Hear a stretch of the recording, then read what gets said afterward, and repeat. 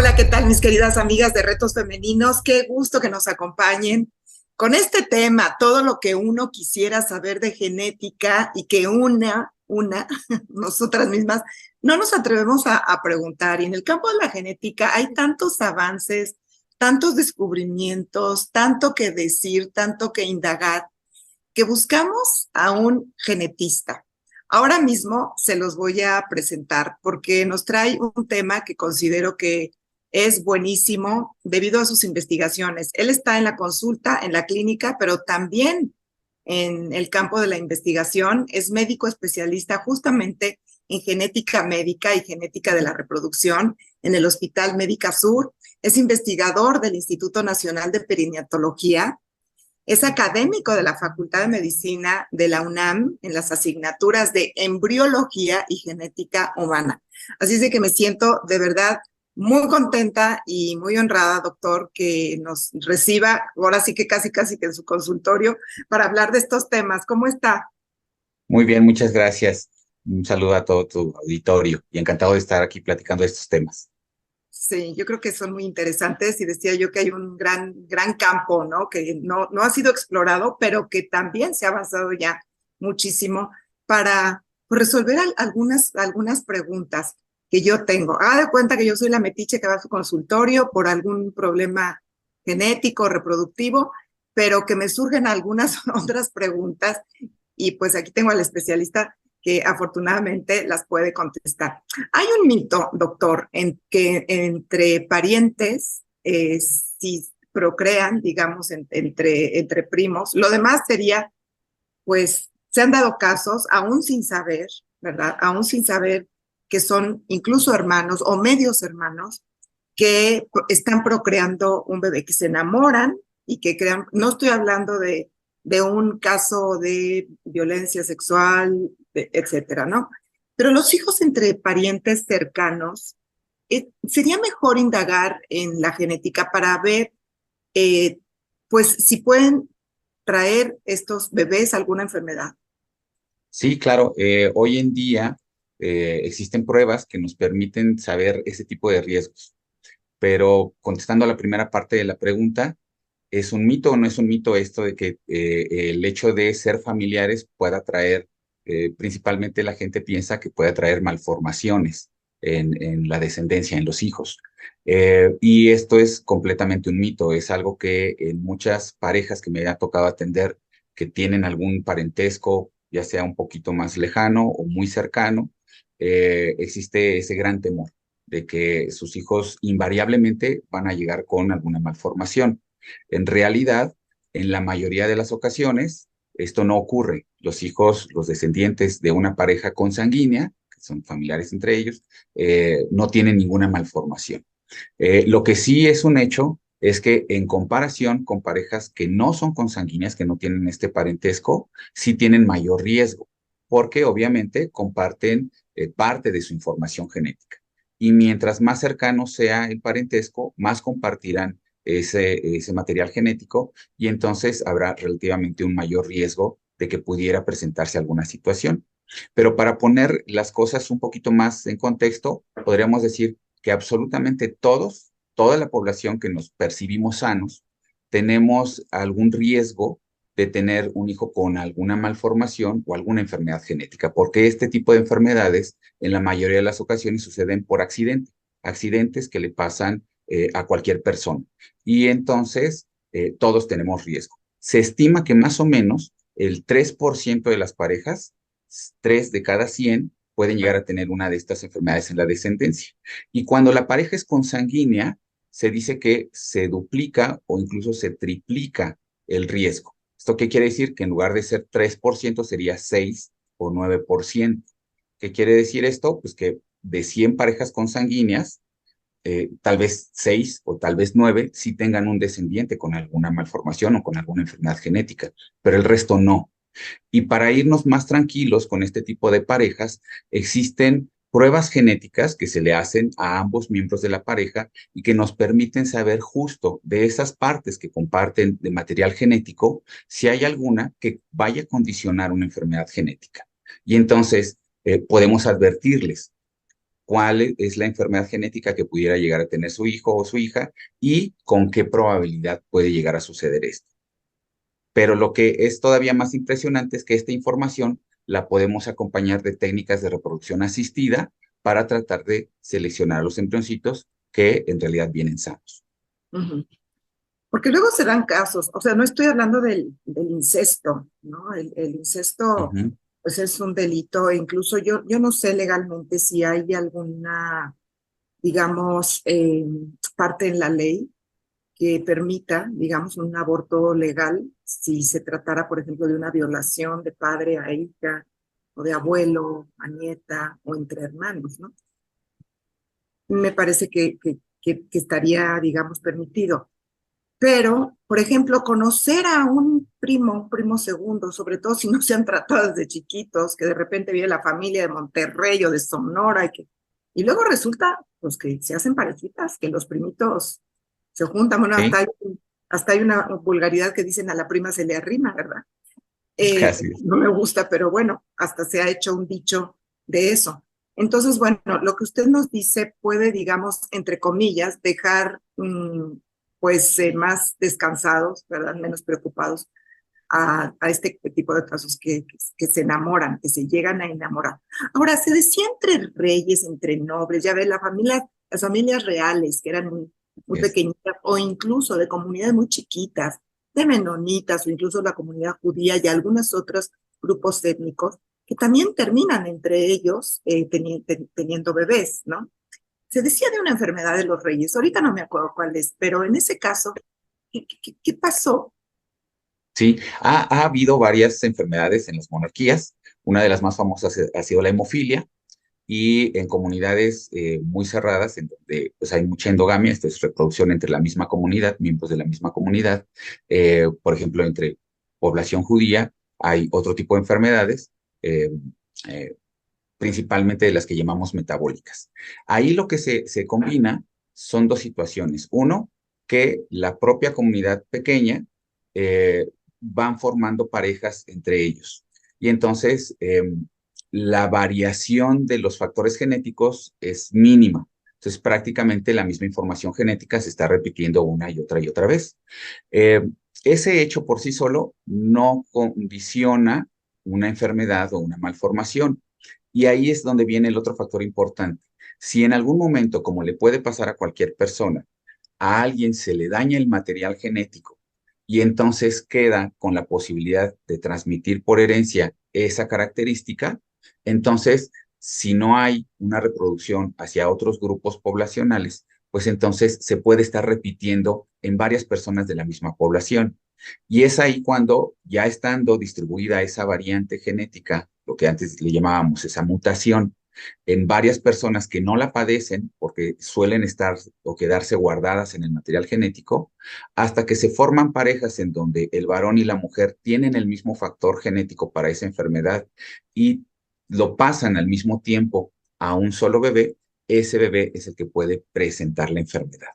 Entonces, aquí mismo en México, por ejemplo, nuestras comunidades indígenas tienen ese mismo patrón de reproducción. Eh, Entre ellos se reproducen una y otra vez, y entonces la variación genética no es mucha, pero tenemos la ventaja de que no ha sucedido ninguna mutación o ninguna situación que se acompañe de este otro tipo de riesgos. En algunos casos sí ha sucedido y es en donde conocemos, por ejemplo, de algún pueblito en donde hay muchos casos de niños a lo mejor con retraso mental o de niños con alguna otra discapacidad.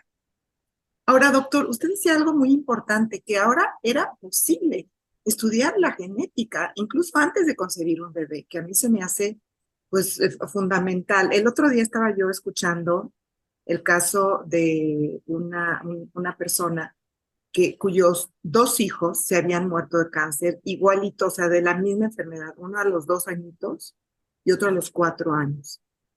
Y y después murió desgraciadamente la mujer, la esposa.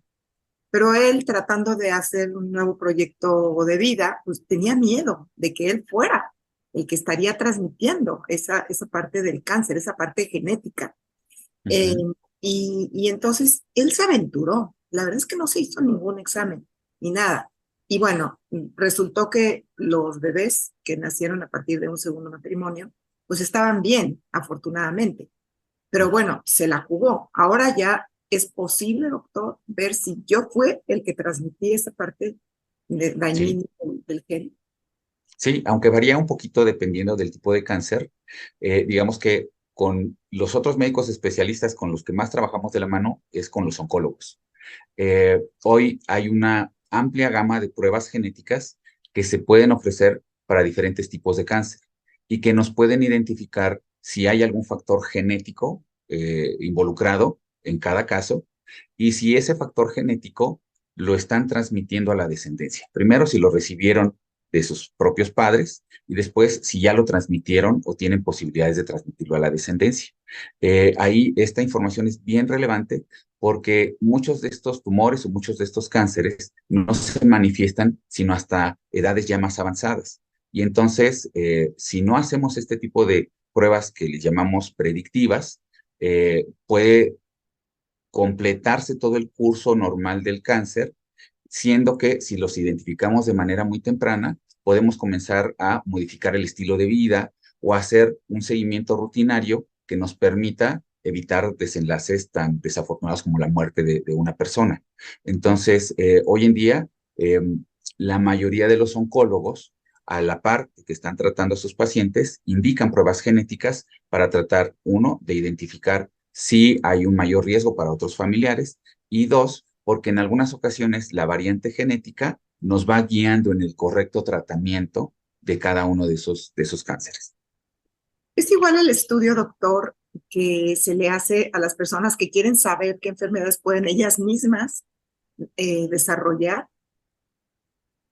Es un poquito diferente. Digamos que la gama de pruebas genéticas es bastante amplia y podemos tener perfiles genéticos para enfermedades específicas. Incluso, por ejemplo, el perfil genético que utilizamos para cáncer de mama es diferente al que utilizamos para cáncer de estómago o es diferente al que utilizamos para autismo, por ejemplo. Y entre estas pruebas genéticas ya también existen aquellas que están más destinadas a evaluar otro tipo de condiciones más de la vida cotidiana. Por ejemplo, qué tan fácil es que nos lesionemos si estamos haciendo cierto tipo de ejercicios o qué dieta deberíamos de seguir para mejorar nuestro metabolismo y tratar de evitar enfermedades como hipertensión o diabetes. Y en casos así muy sofisticados, incluso hasta podemos checar variantes genéticas de la piel para saber cómo cuidarla y cómo protegerla de los factores ambientales. ¿Mm? Confiable, ¿qué tan confiable, doctor Alejandro Martínez Juárez, puede ser ese estudio genético en el que nos pueden decir cuáles son nuestros antecedentes raciales, ¿no? Que si provenimos de los caucásicos o de los eh, de raza negra del sur de África o de la tribu asiática de tal lado. O sea, qué tan confiables son y si nada más sirve pues por mera curiosidad o sirve para algo más. ¿Sí? Son muy, muy precisos y de hecho cada vez se va acumulando más información que mejora la precisión en cuanto a los componentes ancestrales. Entonces, obviamente, como nosotros ya estamos en estos tiempos en donde ocurrieron ya varias generaciones de mezclas entre diferentes etnias, pues podemos tener diferentes componentes en nuestro material genético. Esto depende en muchas ocasiones de la información que vaya saliendo año con año de diferentes grupos que son estudiados alrededor del mundo. Recientemente, el mes pasado, salieron un par de publicaciones en donde pues hubo mucho entusiasmo en la población mexicana, en la población científica, porque finalmente se publicaron datos sobre población mexicana. Entonces, ahora, por ejemplo, este tipo de pruebas además de decirnos qué tanto nos parecemos africanos, europeos, a orientales, ya también van a poder incluir este tipo de información y nos van a poder decir qué tanto compartimos con poblaciones propias, originarias de aquí, de nuestro país. Y este tipo de pruebas originalmente se diseñaban solamente para vigilar la ancestría. y sí solamente se solicitaban como un dato curioso, pero en algún momento han servido para rastrear justo, por ejemplo, familiares perdidos o cuando una persona fue adoptada y quisiera conocer si se puede identificar a través de estas enormes bases de datos algún familiar en base a sus datos genéticos, algunos han podido encontrar a sus familiares. Y lo más importante es que en varios países, incluido México, por ley, ahora este tipo de pruebas se tienen que acompañar de una revisión de las principales enfermedades que pudieran ser de interés para la persona que se hace la prueba. Esto es, si estamos buscando la ancestría, pero en esa misma prueba tenemos la oportunidad de checar justo lo que estábamos platicando, sensibilidad o fragilidad para cáncer, y sale positiva esa prueba, no solamente se le entrega a esta persona el resultado de su ancestría, sino además se tiene la oportunidad de avisarle que tiene una fragilidad genética para una u otra enfermedad. Ajá. Y lo mismo operaría para los hermanos, para los hijos, para los padres. Correcto. Y de lo que platicábamos hace rato y que nos sucede mucho en la consulta de genética, es que hasta que presentan al primer hijo con una enfermedad que es generalmente de estas enfermedades que llamamos enfermedades raras, que son poco comunes y que ya lo diagnosticamos en un primer hijo, empezamos a hacer toda la evaluación de la genealogía, de los ancestros, y es así como nos damos cuenta que algunas de estas parejas son familiares lejanos y a veces bastante cercanos sin que ellos lo supieran.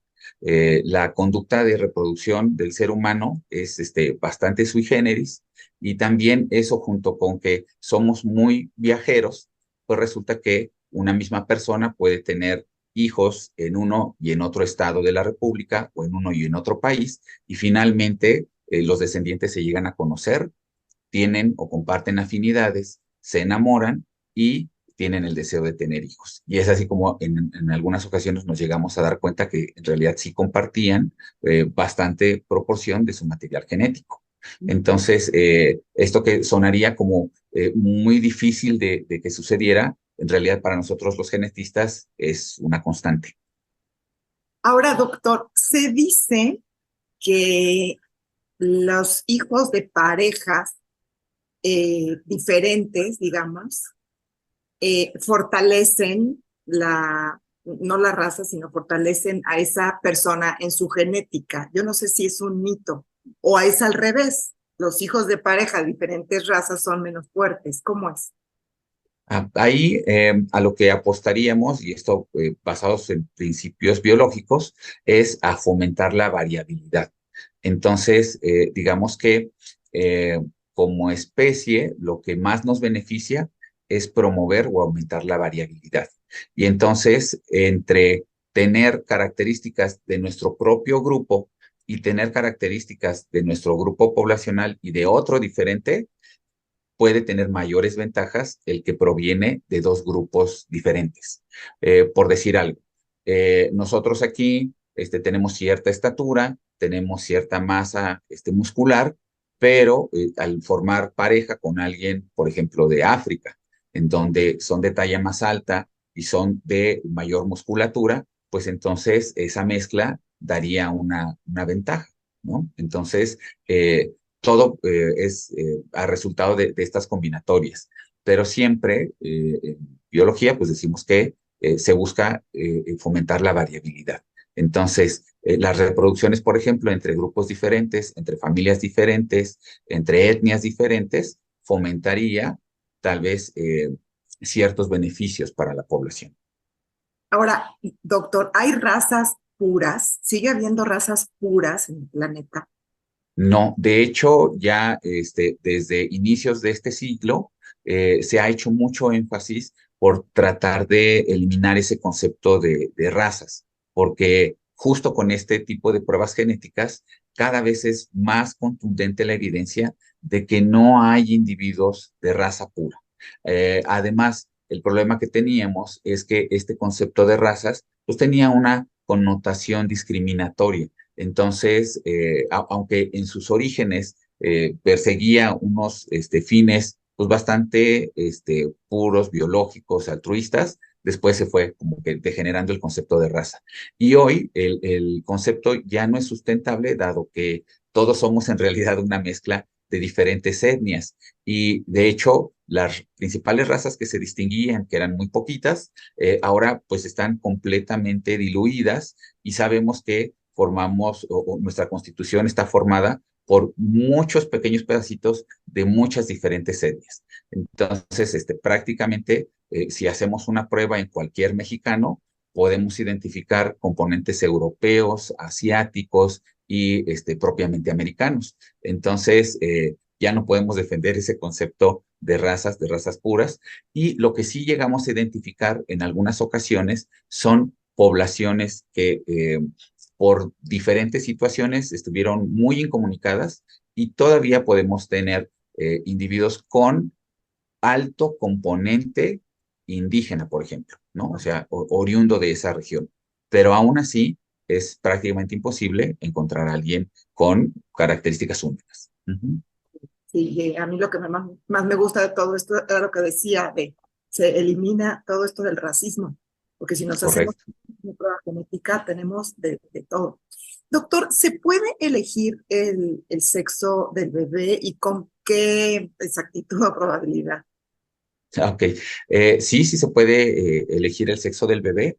Para esto, principalmente se utilizan técnicas de reproducción asistida, y digamos que no es una práctica cotidiana, no es una justificación para hacer todo un procedimiento que además es bastante complicado de reproducción asistida, pero para aquellas parejas que por alguna otra razón tienen que someterse a todo este procedimiento de reproducción asistida, y al final de todo este procedimiento podemos contar con varios embriones en las etapas iniciales del desarrollo, es posible hacer pruebas genéticas en estos embriones. Esas pruebas genéticas principalmente llevan la intención de identificar cuáles embrioncitos pudieran tener una enfermedad genética y cuáles no, para transferir exclusivamente a los que no tienen una enfermedad genética. Y de manera indirecta, aunque no es el fin de ese tipo de estudios, nos podemos enterar del sexo. Y entonces en ese momento a esas parejas le podemos ofrecer la opción de seleccionar el sexo, ¿no? Eso les platico la experiencia pues en el país. Aquí en el país es lo que hacemos. Otros países, principalmente los orientales, eh, llegan a tener sí estas prácticas en donde se hace todo este tipo de procedimientos exclusivamente para la selección del sexo. ¿Y está de Ujú. acuerdo usted, doctor, en congelar óvulos? Porque ya ve que ahora las muchachas pues, tienen pues un fuerte sentido de responsabilidad para sus propias carreras profesionales, pero también para la maternidad. Y, y a veces dicen, no, es que yo no estoy preparada en este momento para tener hijos por alguna razón profesional, pero más adelante sí me gustaría. Entonces, ¿cómo es esto de congelar óvulos? Es una opción que a nosotros como especialistas, a los genetistas, no la consideramos solo como una posibilidad, sino como una necesidad. Y esto es porque muchos riesgos de enfermedades genéticas en la descendencia de personas, de parejas que son completamente sanas, incluso genéticamente sanas, la descendencia sí puede desarrollar enfermedades genéticas a causa de una maternidad o una paternidad avanzadas. Entonces, el material genético que viene dentro de los óvulos, que viene dentro de los espermatozoides, puede ir sufriendo ciertos daños conforme vamos envejeciendo.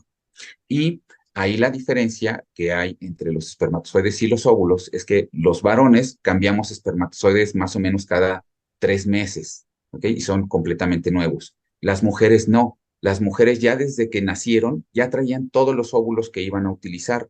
Y entonces el factor de envejecimiento de esos óvulos corresponde al envejecimiento de la propia mujer.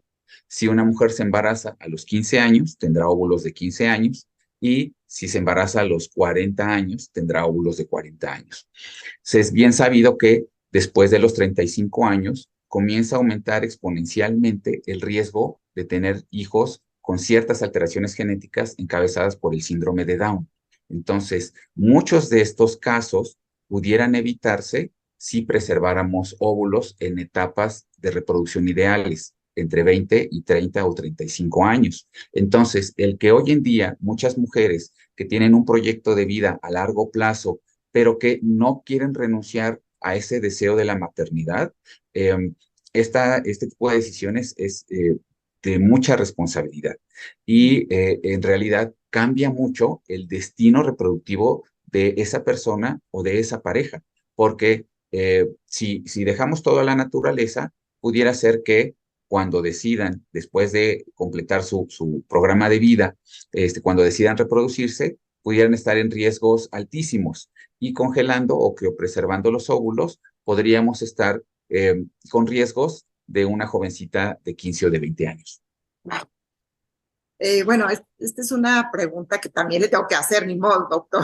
Yo sé que usted es Adelante. científico, pero la manipulación genética desde un punto de vista religioso o filosófico, se considera como ética, porque, pues sí, es como, dicen algunos, es como quitarle la chamba a Dios, ¿no?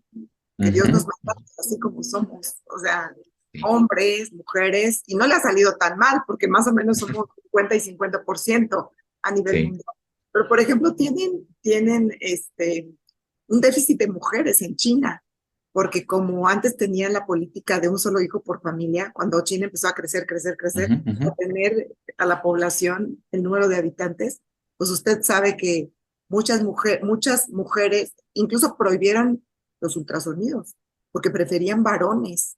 Si iban a Sí, tener uno solo, preferían varones. Y ahorita, pues resulta que hay un chorro de hombres que se tienen que empezar a casar con mujeres que no son chinas, ¿no? sí, Eh, es correcto. es el paraíso para las chinas, porque tienen de dónde escoger. Sí. Pero, a ver, le pongo un ejemplo muy fácil. Ahí no hubo manipulación genética, pero sí hubo de alguna manera que sacrificar algunos fetos o algunos bebés que eran mujeres. Pero en otros casos, a lo mejor sí se puede pensar que le están quitando la chamba al creador o a Dios o en lo que uno pueda pensar. ¿Usted qué opina? Yo pienso que aún estamos inmersos en una época de crisis y de mucha revolución en cuanto a los temas científicos y bioéticos. Pero afortunadamente ya tenemos a la bioética permeando en todas las áreas del avance científico. Y esto es, desde el punto de vista religioso, pues se nos invita a la mesura y se nos invita a el buen proceder, ¿no? O al buen actuar. Pero desde la parte científica hay mucho ímpetu y mucha ilusión por tratar de lograr nuevos avances y tratar de resolver situaciones que previamente teníamos no resueltas. Entonces, en este sentido, estamos ya llegando a una convivencia y a un equilibrio entre lo que podemos y lo que debemos hacer. Y eso es algo que siempre nosotros los especialistas tratamos de insistir en quienes están formando o quienes están iniciando este camino. No hay que perder de vista el bien actuar. Y entonces, este tipo de técnicas, aunque pudieran interpretarse como que le estamos quitando la chamba al creador, en realidad deberían de servir para ayudar a cumplir esos planes de nuestro creador, ¿no? Por ejemplo, en un ámbito religioso. Y en un ámbito ético, tendríamos que ser universales y plurales y tratar de incluir precisamente todas las ideologías. México, por ejemplo, hoy en día y cada vez con mayor velocidad se está convirtiendo en un mosaico de múltiples ideologías. Y entonces tenemos que contar con soluciones para quienes tienen una, pero también para quienes tienen la otra ideología. Y en este caso, sí, en épocas recientes se han armado varios comités y consejos que hemos discutido este tipo de situaciones, en donde hay que avanzar en la oferta de estas estrategias científicas, pero sin aumentar los riesgos para nuestra población y para nuestra especie. Por ejemplo, aunque se tenga la posibilidad de seleccionar sexo, pues no es una opción que tenga que ser prioritaria para poder hacer este tipo de tecnologías. En otro escenario, por ejemplo, aunque contemos ya con herramientas que puedan generar edición genética y corregir, aumentar, mejorar ciertas características genéticas, todas estas herramientas todavía no las podemos controlar a la perfección y entonces hemos preferido no aplicarlas en cierto tipo de células humanas, por ejemplo las embrionarias, pero sí en otro tipo que sus consecuencias no serían tan devastadoras. Entonces, mientras hagamos uso de la cordura, de la mesura, yo creo que vamos a poder encontrar un punto medio y finalmente podemos vigilar que todas las prácticas que podamos ofrecer a los pacientes puedan ser completamente éticas. Hoy en día, por ejemplo, lo que cualquier clínica de reproducción o cualquier centro de genética puede ofrecerle a los pacientes, tiene que tener un muy intenso escrutinio desde la parte bioética. Y afortunadamente tenemos muy buenas referencias a nivel internacional. Sí, sí, han ocurrido casos, pues desgraciadamente icónicos, ¿no? De gente que, por ejemplo, se congelaron unos óvulos, pero entonces los vendieron a otras mujeres, pero entonces pusieron a producir y sacar óvulos o embriones incluso, y se los daban a otras mujeres, a otras parejas, pensando en que eran sus hijos. Recientemente acabo de escuchar el caso de un señor mexicano que fue a España a que su esposa quedara embarazada y le juraron y le perforaron que era de su semen, pero resulta que no. Y luego, posteriormente, porque el niño no se parecía a él, muy chiquito, pero no se parecía a él, esperaron el tiempo a ver si por ahí sacaba algunos rasgos. Pues yo ya me hubiera quedado con ese bebé, ¿verdad? Pues ya, los bebés Sí, son hermosos y uno se enamora de ellos, pero el papá necesitaba saber si era realmente su hijo y se hizo la prueba esta al niño ya el de ADN y resultó que no era. Ya no supe si se quedó o no se quedó con el niño, pero iban a proceder en contra de este lugar, ¿no? Es tan, a mí se me hace que es un material tan valioso, tan específico, porque pues uno quiere sí. tener un hijo pues, con su carga genética, ¿no? O sea, ahora sí que no de sus entrañas, porque también conozco a otra persona que tuvo un bebé que no era de sus entrañas, pero que era su bebé. Se le habían Ujú, puesto unos embriones y era su bebé el que había ujú, nacido, porque ahí se había formado y ella no considera que no es el de ella, aunque no tenga esa carga genética. Bueno, se pueden hacer un chorro de cosas. Bueno, finalmente, ¿en qué quedaron con lo de los bancos de semen?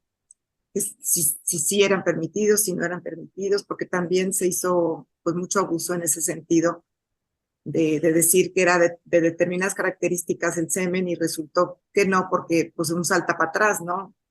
Un grupo latino, pues latino para un banco de semen en Estados Unidos, pues es un latino que puede ser con origen de raza negra, ¿no? ujú. Nosotros tenemos menos ese tipo de raza aquí en nuestro país, pero hubo incluso demandas de que yo te lo pedí latino y no te lo pedí negrito, etcétera, ¿no? Ujú. Entonces, ¿qué pasa con esos bancos de semen? Si hay, si no hay, y en todo caso, ¿de dónde se pueden obtener óvulos y semen o material genético que no es de los papás? Ujú. Sí, sí existen muchas de las grandes clínicas de reproducción aquí mismo en México cuentan con bancos de gametos, de semen y de óvulos y desafortunadamente pues hemos tenido también alrededor del mundo ejemplos de las peores conductas que se pueden tener con este tipo de material biológico. Desde estos ejemplos que comenta hasta una clínica, fue muy sonado el caso en Estados Unidos, en donde el propio biólogo de la reproducción era el proveedor del material del semen. Entonces, Botanizos esto, regados por todos lados. correcto. Y justo lo que platicábamos hace rato, las pruebas genéticas para ver ancestría fue las que pudieron identificar que varios de los habitantes jóvenes de esa área compartían mucho material genético y pudieron dar con el origen que era justo el médico que atendía a estas pacientes. Entonces, desafortunadamente, en México todavía no contamos con una legislación que nos permita decir cuáles son los mínimos requerimientos para este tipo de bancos. Pero la otra parte, la parte buena de la comunidad de biólogos de la reproducción mexicana, es que esta comunidad se ha ido organizando poco a poco para que, a pesar de que no exista una legislación, sí existan acuerdos entre los propios biólogos de la reproducción y las propias clínicas de reproducción de qué barreras no atravesar, cuáles serían los mínimos requerimientos y cuáles serían las condicionantes para tener en óptimas condiciones funcionando este tipo de bancos de gametos. Por ejemplo, aquí México participa en la Red Latinoamericana de Reproducción y no hay una obligatoriedad para pertenecer a esa red, pero prácticamente la mayoría de los biólogos de la reproducción de aquí de México pues se afilian a este tipo de asociaciones en donde existe ese compromiso moral de poder mantener con estos criterios estos bancos de semen. Y entre los criterios está que, por ejemplo, un mismo donante no pueda superar determinado número de veces, a veces solamente es una, a veces dos, las donaciones, ¿ok? Y que puedan provenir de diferentes poblaciones. Además de que se tienen que considerar antecedentes tanto de enfermedades como de ciertas variantes en el caso de cada persona que puedan ser de interés para los futuros padres. Por ejemplo, esto que comentabas, de que aunque una persona se perciba o se identifique como latino, puede identificar que en su ancestría hay gente proveniente de otras latitudes que pudiera transferir esos factores genéticos a la descendencia. Y los bancos de gametos más comprometidos incluso hacen estos perfiles genéticos a sus donadores para que al momento en que ofrecen estas células, estos gametos, espermatozoides, óvulos a las parejas que buscan reproducción, puedan tener incluso esos antecedentes, decir, bueno, al menos en el escrutinio genético general no se identifica ninguna de estas enfermedades. O en el caso, como comentábamos muy al principio, en donde dos personas por azar pueden llegar a compartir cierta parte de material genético y esta pudiera producir alguna enfermedad en la descendencia. Si eso ya se identificó, por ejemplo, en el varón que va a aportar el espermatozoide y van a solicitar un óvulo donado, en el óvulo donado, si cuenta con este perfil genético, se puede identificar si hay alguna incompatibilidad entre estos datos genéticos. Sí, bueno, lo mismo puede ocurrir para una pareja de gente de raza negra que quiere a alguien parecido, o sea, y de repente le salga un güero descolorido de ojo azul, pues. Correcto. Además, sí, ahí es muy importante también platicar con los futuros padres en el sentido de que la naturaleza es muy caprichosa y no tenemos todavía la manera de controlarla. Entonces, en muchas ocasiones, aunque nosotros aplicamos toda la tecnología con la que contamos, todas las herramientas y todas las pruebas genéticas, puede aún así un descendiente de una de estas parejas con todo ideal desarrollar una enfermedad genética. ¿Por qué? Por un accidente que ocurrió cuando ya había pasado todo ese escrutinio que habíamos hecho. O en el caso de las características, nosotros tratamos de seleccionar todo aquello que ellos nos sugirieron, ¿okay? De que sea de tal etnia, que por favor pueda contar con tales características, y desafortunadamente todavía no lo podemos diseñar al 100%. Entonces, podemos hacer nuestro mejor esfuerzo, pero todavía, sobre todo ahí, cuando más empeñados estamos en lograr un objetivo en particular, la naturaleza nos demuestra que ella es la reina y entonces nos cambia la jugada. Ahí es donde no le podemos ganar a Dios. Bueno, yo soy creyente. Correcto. Así es, sí, sí, sí. Ganar a Dios. Y esas son manifestaciones claras de que él tiene la decisión. La última palabra, sí. Bueno, ya finalmente quiero preguntarle, doctor Alejandro Martínez, ¿qué viene para la genética? ¿Qué es lo que los científicos como ustedes están están a punto de descubrir o en qué cosas están estudiando que podría traer un beneficio para la humanidad? Dos cosas muy importantes. La primera, la medicina personalizada. Esa ya está hoy en día en la práctica cotidiana. Es muy conocido que ciertas reacciones adversas, por ejemplo, a medicamentos, se pueden prevenir cuando hacemos este tipo de escrutinios e identificamos aquellos que podrían reaccionar muy mal a cierta exposición a algunos medicamentos.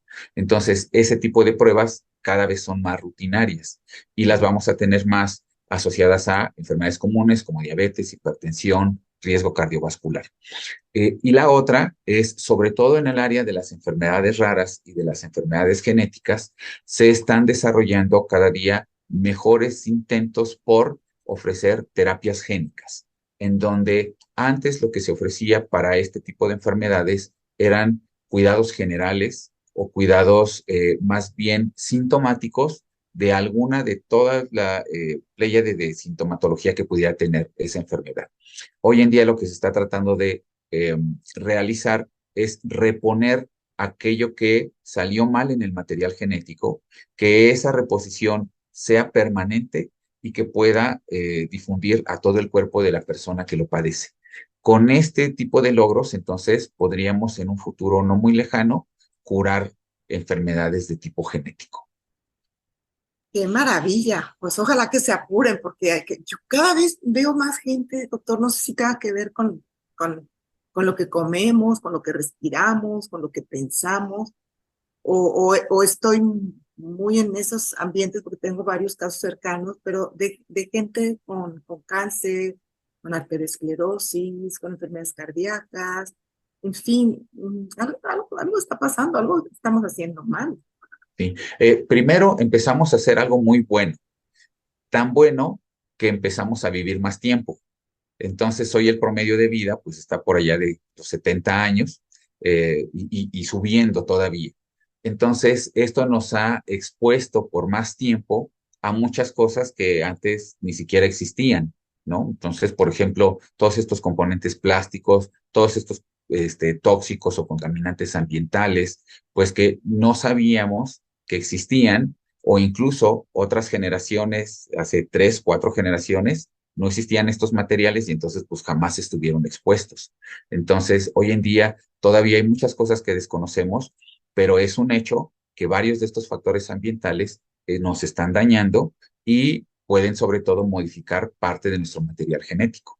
Entonces, ahí vamos trabajando a la par para tratar de identificar cuáles son los daños que se están produciendo y en el momento preciso, pues poder corregirlos.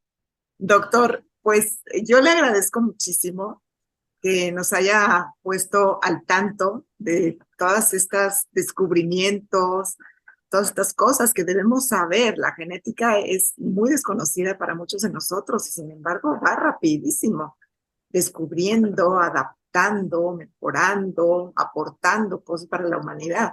Y esto es realmente una muy buena noticia. Y bueno, sin decir todo lo que han hecho por las parejas, ¿no? Por la salud personalizada para los individuos. Y, y bueno, hay seguramente mucha gente de nuestro auditorio que quisiera ponerse en contacto con usted para alguna duda, alguna pregunta. Decíamos al principio que usted está en Médica Sur, en el Hospital de Médica Sur, y en ¿Correcto? Perinatología, en el Instituto Nacional de Perinatología. ¿Algún número, algún correo electrónico para hacer contacto con usted? ¿Cuál sería? Claro que sí. ¿Algún número podría ser el 5590002758 y el 56064551? 4551. Muy Sí. bien. Mi Doctor, correo electrónico, embriogen@gmail.com, y en redes sociales me pueden encontrar en Twitter, bueno, en X, como @reprogenmx, y en Instagram como riesgo genético. @retogen. Repro, Ah, de reproducción y genética, reprogen. Reprogen y en Instagram. Sí, como riesgo genético. riesgo genético. Perfecto. Sí. Pues Y con gusto, pues sí, a todas aquellas muy personas. aleccionador todo lo que nos ha dicho y de verdad que ha despejado muchas dudas, otras más quedarán en el tintero para una próxima oportunidad, si nos lo permite. Estaré. Claro que sí, Muchísimas con mucho gracias, gusto. doctor Alejandro Martínez Juárez, genetista, por supuesto, especialista en genética médica, en genética de la reproducción, está en el Hospital Médica Sur y es investigador del Instituto Nacional de Perinatología y también académico de la Facultad de Medicina de la UNAM en las asignaturas de embriología y genética humana. Gracias, gracias doctor, gracias a nuestro auditorio por su atención y compañía. Yo soy Julieta Lujambio y hasta la próxima.